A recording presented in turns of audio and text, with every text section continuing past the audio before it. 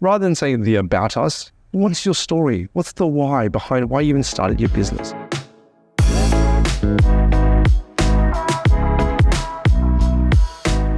This is Velocitize Talks, and I'm Lauren Cox. Today, I'm here with Irwin Hau, Director of Chromatix. Welcome, Irwin. How are you? Thank you so much for having me. Thank you. Yeah. First of all, I'd love to start, and if you can give me a brief overview of Chromatix and what makes it different to other digital agencies out there. Fantastic. So my name's Irwin. I run Chromatix. I've been doing it for 14 plus years. And there's a simple tagline. We make websites not only just stand out, kind of like my shoes, but we make websites that make your phone ring. It's as simple as that. And so what makes it different is we really press into the human psychology way of how websites work. Yeah. We love human behavior.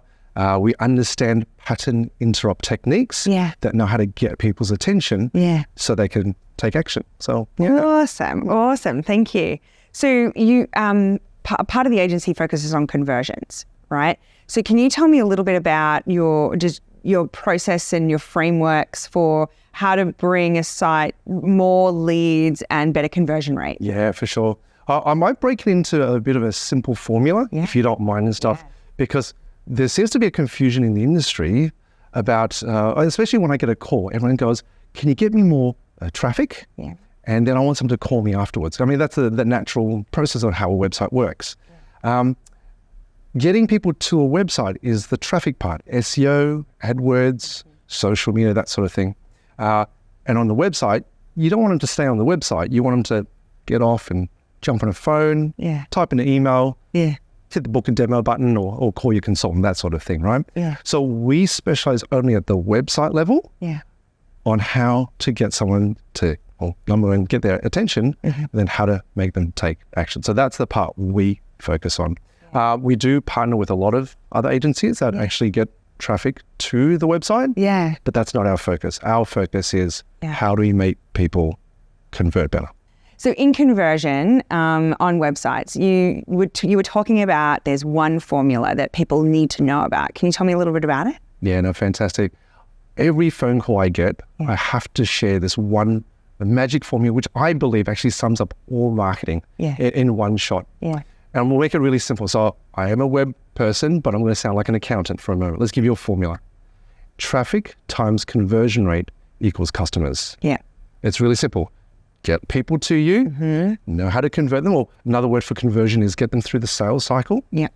And if you get them successfully to the end, that's how you get a customer. So there's two parts to it. Yeah. Again, you need to focus money and have budget to do SEO, AdWords, social, all the fun bits in traffic. Yeah.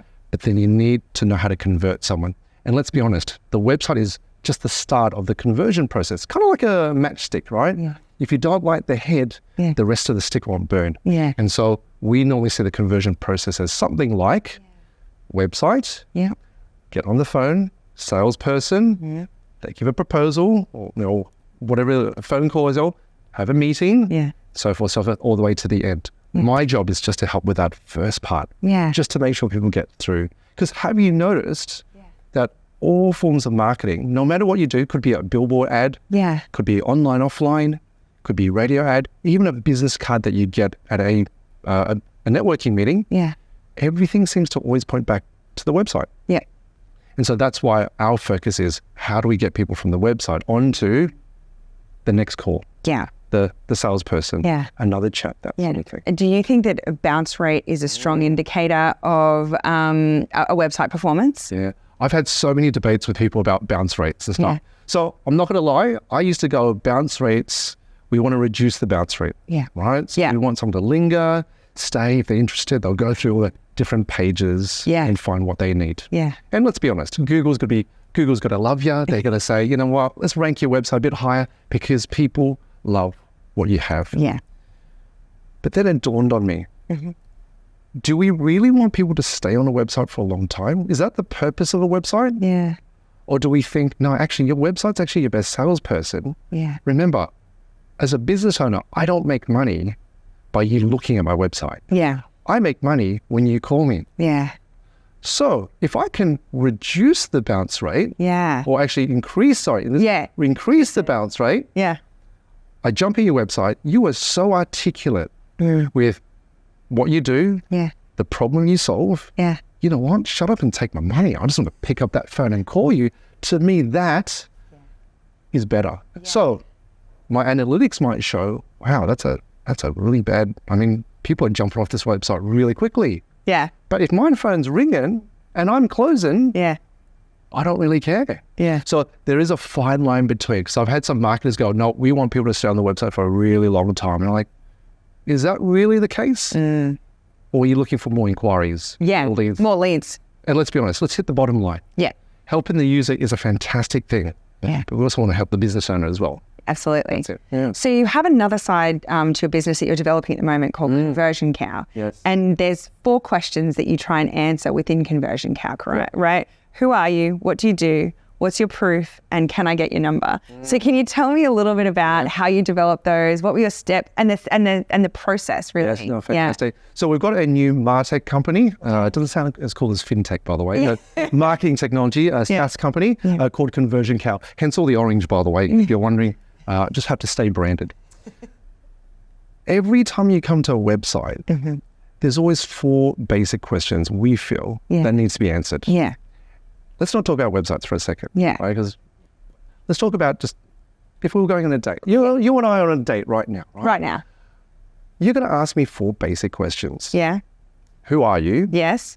What do you do? Tell me more about what you just said, or at least prove it's true. Because I could say I'm a dolphin trainer, and you say, well, how many dolphins have you trained? Yes. How long does it take to train a dolphin? You've got to give some proof, right? You can't just make a claim. And hopefully at the end of the night, with if the wine's good, the food's good, we've enjoyed each other's company, you actually say, hey, I would love to go on a second date. Or can I grab your number? That sort of thing, right? Very natural, easy human psychology thinking, right? I'm not tricking you into anything. I'm just being just normal. The questions I just asked you, we actually weren't talking about a date just then. We're actually talking about how someone engages with a website. Because when you go on a website, I ask the basic questions. Who are you? What do you do? Well, why should I pick you? And how do I get in touch with you and stuff? And so I realized that websites don't really answer that question. Or don't actually answer the question quickly enough. And so here I am perusing, searching, finding, looking, and I can't find everything. And so it dawned on me, and I thought to myself, what if I could actually summarize all that really quickly into one tab that is featured on every single page? I've literally answered everything you need. Because let's be honest, half a website sometimes is educational, which is great. But if I just want to know the best bits, right? Bang, just give it to me and stuff. Too long did not read. What is it? And so that too long did not read, it really is the inspiration of Conversion Cow. It's a little pop-out that stays on your page and articulates those 4 answers. But the best thing is that message changes. Because let's be honest, say we went on a date and stuff, and we're in this beautiful place. If I went on a date with someone else and it was a different place, the content might be the same, but the context would change a little bit, right?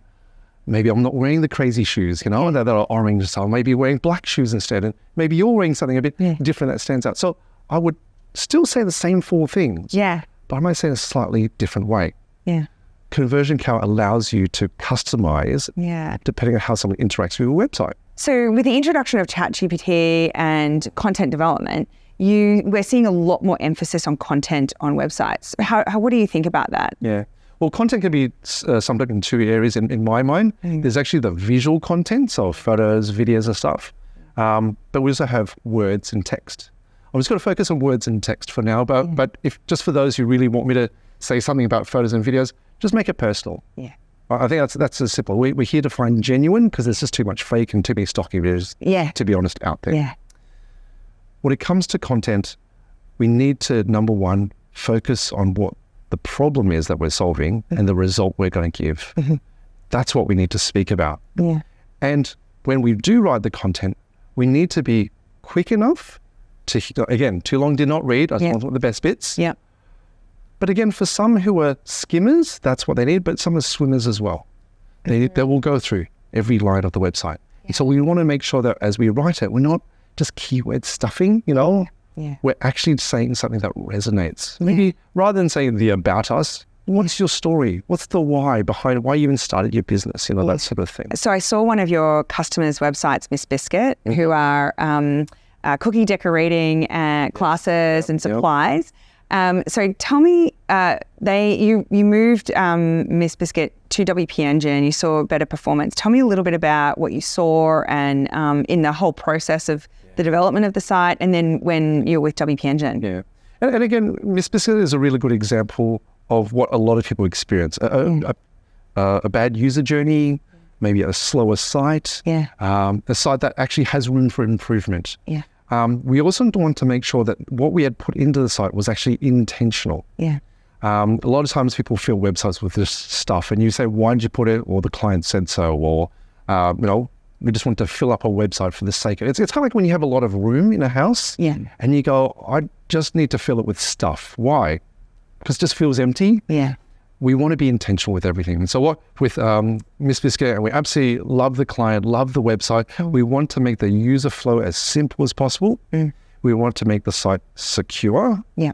And in particular, when there's a lot of traffic coming to that website, you can't have a website go down. Yeah. And so that's why we chose WP Engine, because they were fantastic in those two things, the support, the security, and the speed of just keeping up to date with when a lot of people did hit that website. People have talked about a demise of the website, right, in time. How do you think websites remain relevant in today's landscape? Yeah, I'll take it one step. We'll call it and raise it one more. Yeah. A friend of mine said, when will websites actually disappear? Yeah. With AI coming and all this kind of stuff, I actually think the creation of websites might be faster. Yeah. I don't think websites are going anywhere unless the internet poops itself or Google decides to, crumble when Google 2 comes along, or whatever that is. And I don't think voice will completely take over that medium, because websites are a visual thing. And we've been so well trained on it. But I think we just have to be smart on the way we articulate the value side. We need to be more succinct in the message that we put on it. Yeah. I think we need to be more personal in our approach of how we make it. Yeah. And we have to push the boundaries a little bit, be a bit more creative, to really stand out at the end of the day. Yeah. So I'd love to finish the interview with a question because I love your energy. Oh, thanks. So tell me, what gets you inspired in the morning? What gets you up, ready for work, thinking about new things? Yeah. I think it's just the opportunity to try new things and to do something different. I mean, let's be honest. I was talking to a friend yesterday.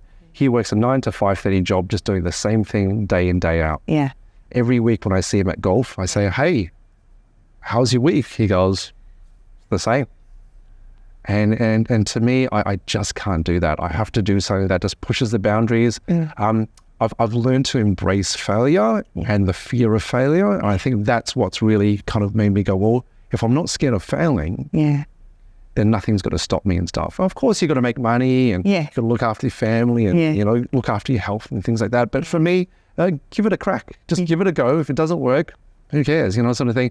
Because to me, that whole idea of, what is it? FAIL stands for first attempt in learning. Yeah.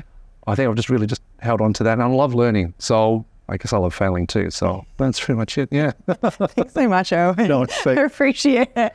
Irwin the failure. Thank you. Thanks. This is Velocitize Talks, and I'm Lauren Cox. Today I was with Irwin Hau, Director of Chromatix. Thank you so much for being here. Thank you so much for having me. Appreciate it.